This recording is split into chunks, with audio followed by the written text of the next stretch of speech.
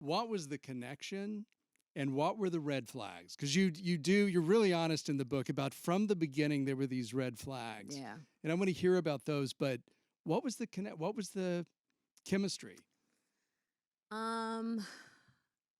Once again, he was charismatic, smart, and I think he really surprised me.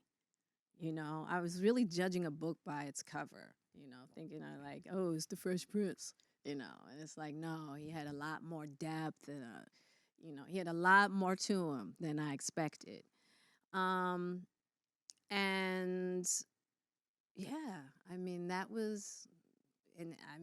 from the moment we had our first date, we were inseparable. And I think I was the biggest red flag because Were you? I was. I have to be honest. I think I was the biggest red flag, you know, when I think about it, just because I had just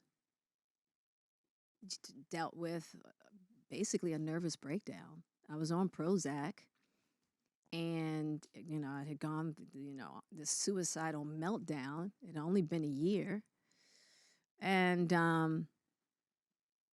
I was not prepared for a relationship.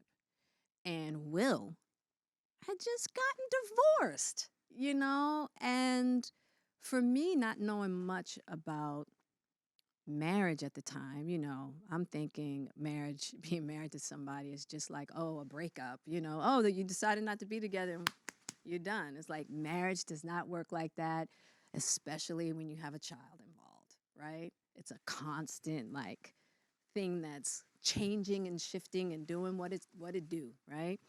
And he hadn't given himself time to really sit with that and be with what had happened. How did his marriage dissolve? And so I think we both brought in these problems, right? And yeah, just this collide.